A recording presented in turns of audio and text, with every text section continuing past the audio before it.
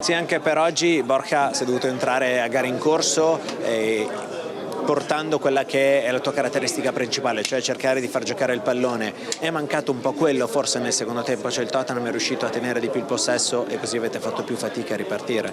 Sì, soprattutto all'inizio della partita sono partiti molto intensi loro, con molta forza, come aspettavamo, perché alla fine per loro l'unica opzione era la vittoria, quindi dovevano partire forte e l'hanno fatto così. Alla fine abbiamo iniziato a gestire un po' meglio la partita, abituarci al campo, al modo di giocare loro e abbiamo avuto le nostre chance. Credo che dobbiamo portare a casa anche quelle piccole cose positive per le prossime gare.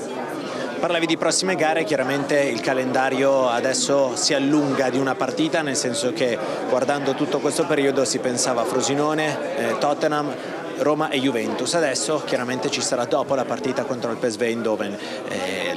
Come siete messi a livello mentale e a livello di forze, considerando che le prossime partite toglieranno tanto a livello di forze mentali? Vabbè, ovviamente è una sconfitta pesante, però dobbiamo essere bravi a riprenderci subito, perché abbiamo, come appunto hai detto, gare importantissime davanti che non possiamo rilassarci per un attimo, dobbiamo andare avanti e provare a vincere queste partite che vengono subito, che sono anche molto complicate. E poi vedremo, il PSV ancora rimane lontano, dobbiamo pensarci a quelle che sono subito ora e poi vedremo cosa succede.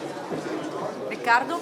Sì, ciao Borja, intanto complimenti per quello che sei riuscito a dare immediatamente alla squadra, cioè sei entrato come se fossi già dentro da tanti minuti, sei sempre in partita anche quando parti dalla panchina, questo è un segno di grande professionalità. Ti volevo fare una domanda invece su quanto riguarda l'umore dello spogliatoio. So benissimo che dopo una trasferta del genere, dopo le aspettative, la vigilia di questa gara, la partita giocata, perderla in questo modo porta via tante energie dal punto di vista fisico ma anche mentali. Secondo te la squadra è pronta a reagire, è vogliosa di reagire?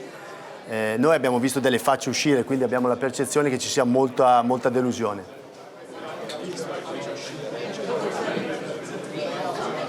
Sì, abbiamo tanta voglia di riprenderci subito, ovviamente come ho detto è una sconfitta molto pesante che sicuramente psicologicamente sarà difficile ribaltarla nelle prossime ore, però piano piano, soprattutto magari i giocatori con più esperienza devono far capire a tutti gli altri che dobbiamo riprenderci, che ci sono partite importanti davanti e che non dobbiamo aver paura. Ancora abbiamo possibilità di passare il girone, quindi dobbiamo essere fiduciosi. Sì Matteo, è chiaro che la partita di questa sera conferma un po' la sensazione che avevamo avuto vedendo il girone ad agosto, cioè ci si sarebbe giocato quasi tutto all'ultimo.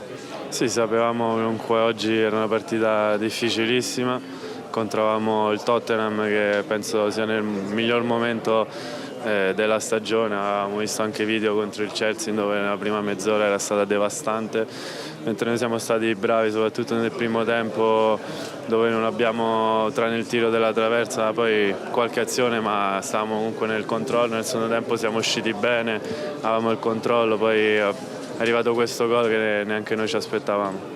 Sì, è stato un gol che chiaramente cambia inevitabilmente il percorso per la prima volta. L'Inter da quando è iniziata la Champions si trova in una posizione di svantaggio. Scendere in campo contro il PSV, per certi versi messi all'angolo, messi alle corde, vi dà più carica o magari per certi versi crea un po' più di timore? No, non crea timore, noi scendiamo sempre in campo per vincere, per dare il massimo, è quello che faremo col PSV, poi vedremo a fine partita il risultato del Barcellona, ma noi dobbiamo concentrarsi sulla nostra partita e vincere a tutti i costi. Sì, Matteo, intanto complimenti.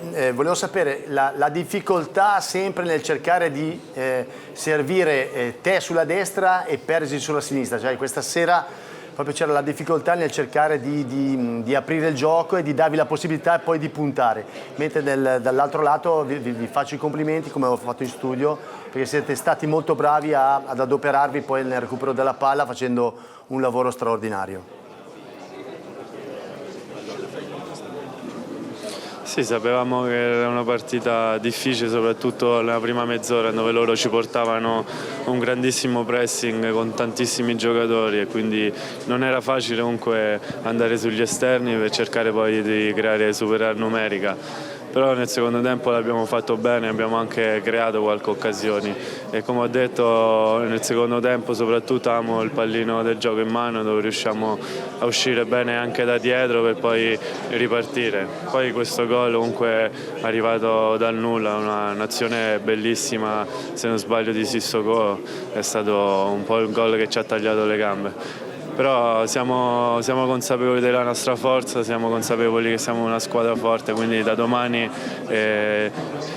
ritorneremo comunque a lavorare perché domenica ci aspetta un'altra partita importantissima per il campionato.